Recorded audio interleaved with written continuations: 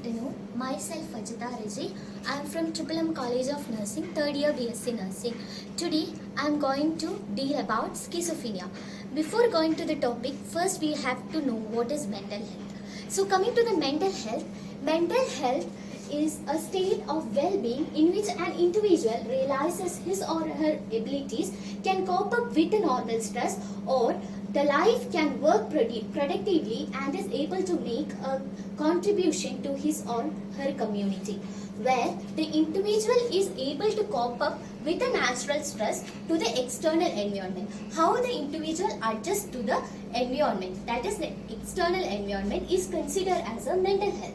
So coming to the important milestone of mental health. In 1973, the first mental hospital was developed in Virginia. And in 1793, Philip Pinel was first conducted the first revolution of psychiatry. And in 1908, Clifford Beers, The Mind That Found Itself. It's an autobiography written by Clifford Beers based on the experience that he had experienced in a psychiatric hospital. And in 1912, Eugene Bleuler, who coined the word schizophrenia. And in 1927, insulin shock therapy was used as a treatment for schizophrenia. And in 1938, electroconvulsive therapy, that is insertion of impulses, that is grand mal seizure into the brain, that is directly into the brain, for the treatment of psychosis. And in 1939, Sigmund Freud founded the treatment for psychosis. And in 1949, lithium was used for the treatment for mania.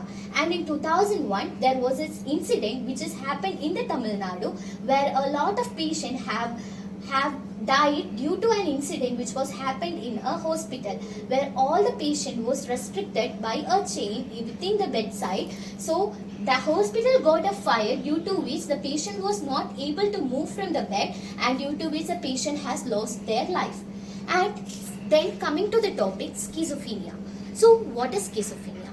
Schizophrenia was first coined by Eugene Bleuler in 1908. That is, schizophrenia is a Greek word where schizo means split and phenia means mind. So in short, it is a split of mind.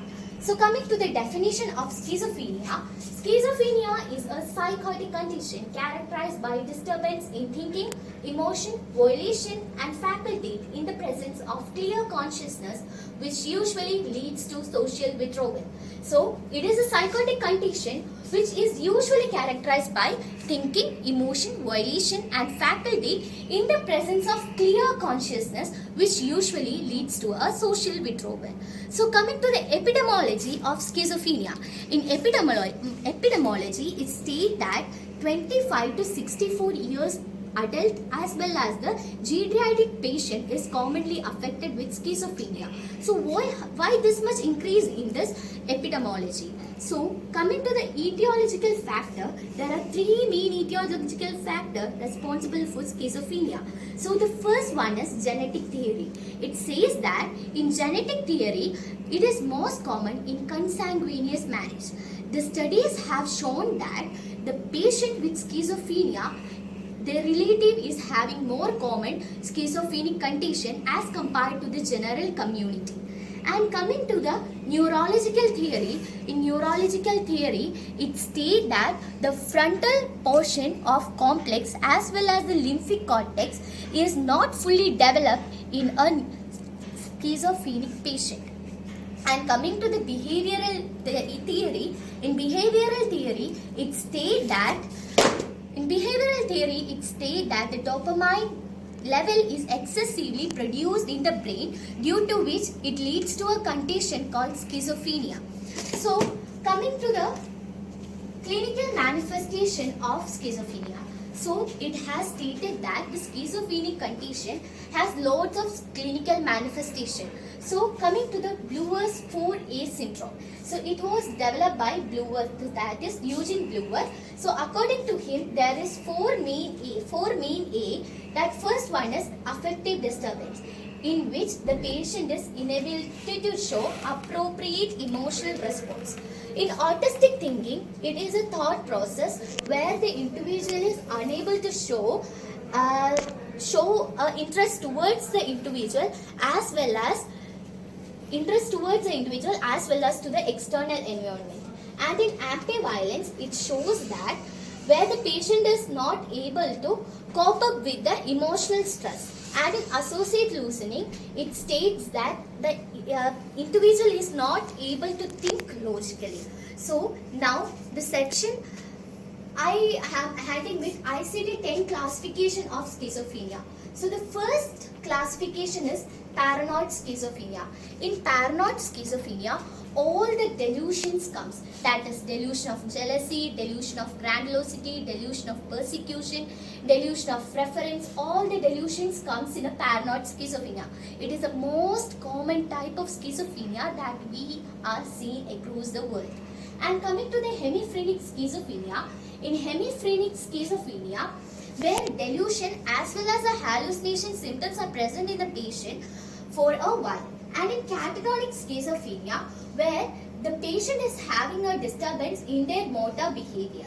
And in residual schizophrenia, the patient is having an emotional disturbance due to which the patient is having a social withdrawal as well as loosening of association is also seen in residual schizophrenia.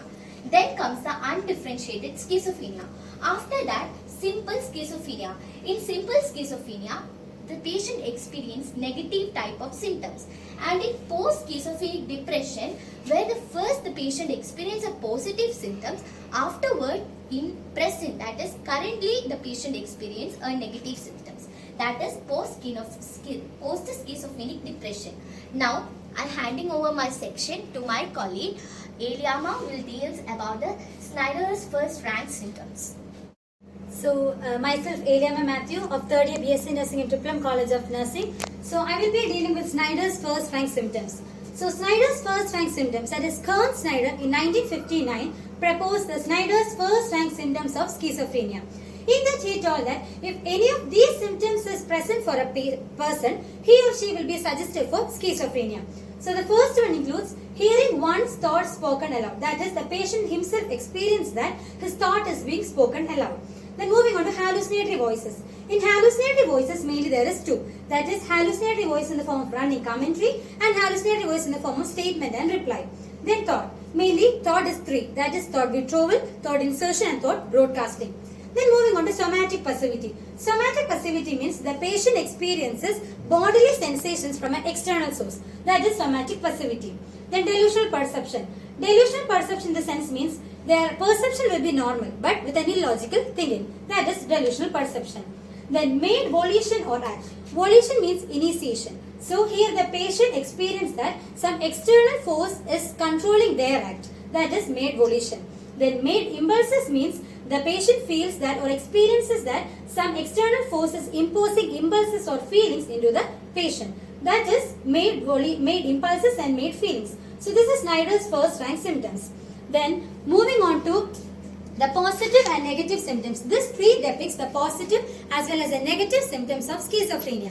So some of the positive symptoms of schizophrenia include hallucination, delusion, suspiciousness, excitement, suicidal tendencies. So these are the positive symptoms. And moving on to the negative symptoms, it includes alogia, anhedonia, evolution. So these are the negative as well as positive symptoms of schizophrenia. Now, moving on to the treatment modalities of schizophrenia, it is mainly applied in four. That is, first is pharmacotherapy. So, in pharmacotherapy, mainly we are administering antipsychotics. So, antipsychotics includes risperidone, haloperidol, etc. Then moving on to electroconvulsive therapy. So, electroconvulsive therapy or ECT, it is the administration of electrical impulses into the brain. That is electroconvulsive therapy. Then psychological therapy. Psychological therapies include cognitive therapy, group therapy, family therapy. It all comes under psychological therapy. And psychosocial rehabilitation. So this is the treatment modality of schizophrenia. Now moving on to the nurse's responsibility of schizophrenia. First, we need to observe the behavioral pattern. We need to observe whether there is any changes in the behavioral pattern of the patient. Then we need to check for the posturing of the patient. Then we need to check for the psychomotor activity, whether the psychomotor activity is increasing or whether the psychomotor activity is decreasing or it is in a stable mode. Then we need to assess for disturbance. If the patient is having disturbance, we need to identify what type of disturbance the patient is experiencing.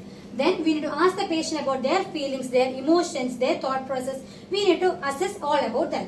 Then we need to assess the speech patterns. Mainly in schizophrenia, the speech patterns are mainly associated either with delusion or hallucination. So in this, we need to assess the speech pattern whether it is associated with delusion or hallucination. And at last, we need to assess for the ability to perform self-care activity. Self-care activity in the sense means whether the patient will be able to perform their activities of daily living, their personal hygienic needs, their nutritional needs. So whether the patient is able to perform their self-care activity. So this is the nurse's responsibility of schizophrenia. So this is all about schizophrenia. Thank you.